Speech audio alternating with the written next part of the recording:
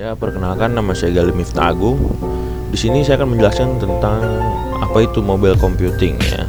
Mobile computing adalah sebuah perangkat atau teknologi canggih yang dikenal sebagai mobile komputer atau portable komputer yang dapat melakukan komunikasi menggunakan jaringan tanpa kabel atau nirkabel yang memungkinkan pengguna dapat mengakses data secara real time, cepat, serta dapat digunakan di mana aja. Lalu teknologi pendukung mobile computing itu apa aja? Yang pertama ada yang namanya jalur komunikasi antar perangkat. Memiliki sifat mobilitas, dibutuhkan teknologi penunjang seperti mobile communication. Jalur komunikasi antar perangkat mengacu pada infrastruktur untuk memastikan komunikasi dapat dilakukan. Yang kedua ada hardware atau perangkat keras ya. Hardware termasuk perangkat seluler atau perangkat komponen yang menerima dan mengakses layanan mobilitas. Ya, seperti contohnya laptop, smartphone, tablet, dan juga PDA. Software yang terakhir nih, software penggerak jalannya fungsi controlling atas informasi data yang dapat disampaikan menggunakan Android, iOS, dan lain-lain. Apa aja sih manfaat mobile computing? Yang pertama kita lokasinya flexibility atau fleksibel lokasinya, memungkinkan pengguna untuk bekerja dari mana aja. Yang kedua ada save time, yaitu kita dapat mengakses komunikasi, mengakses data dengan cepat di mana saja. Untuk selanjutnya ada easy of research atau penelitian akan jauh lebih mudah dalam proses pencarian data. Terus ada entertainment, pengguna dapat menonton berita, film, atau hiburan lainnya di rumah atau dimanapun. Yang terakhir ada streaming of business atau proses rapat, seminar, layanan lainnya tentang informatif dapat kita lakukan dengan cara video conference atau Zoom gitu. Selanjutnya ada perkembangan mobile computing nih. Perkembangan mobile computing, perkembangan teknologi mobile didukung dengan adanya wearable komputer, di mana istilah itu digunakan untuk menggambarkan suatu komputer. Contohnya seperti jam tangan nih, smartwatch, kacamata pintar. Dengan adanya wearable komputer, pengguna bisa melakukan komputasi dengan baik dengan jarak dan waktu. Mobile computing mengalami perkembangan sangat pesat dan melalui beberapa tahap. Pada tahun 1800-an mulai ditemukan teknologi yang namanya listrik yang dapat membantu manusia melakukan komputasi dengan perangkat yang menggunakan sumber daya listrik.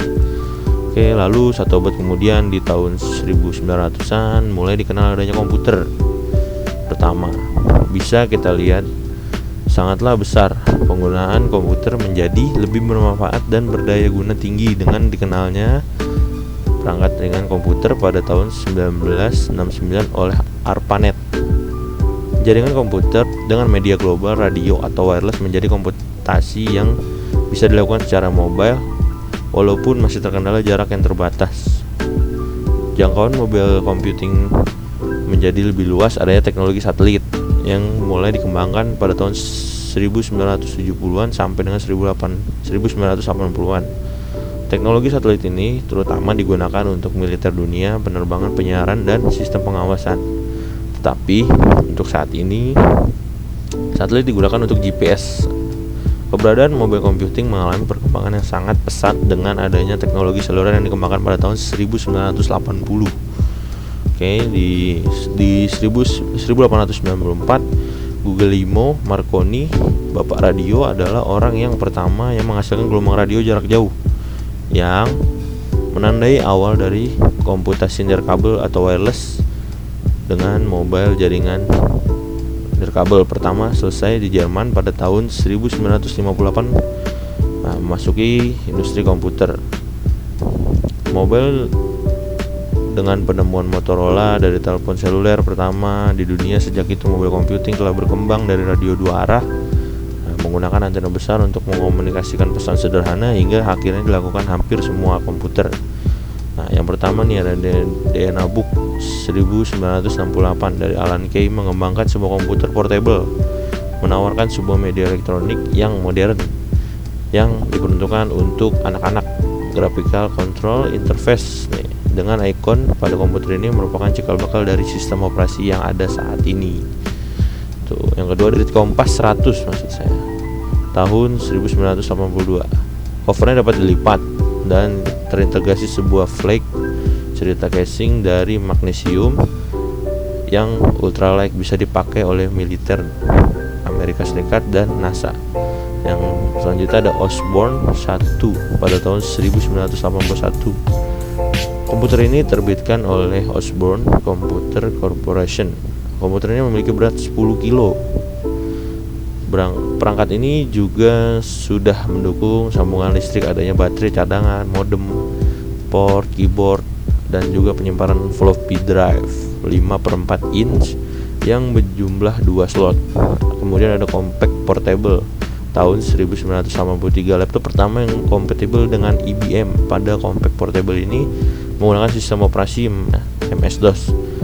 Selanjutnya ada Gavilian SC 1984, merupakan komputer pertama yang menawarkan touchpad di atas keyboard, menyediakan layar LCD serta prosesor Intel 80168 yang kompatibel dengan MS-DOS.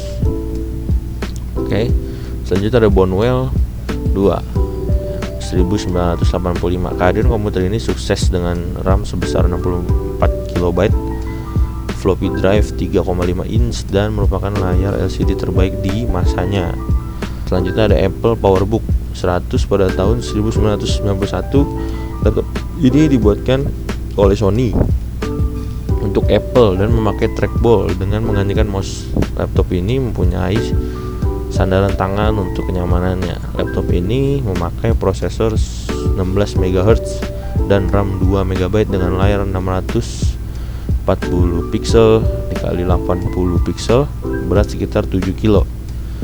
Selanjutnya ada Sony Picturebook di tahun 1999 dengan Windows 98 nih. Laptop Vaio beratnya 1,4 kg.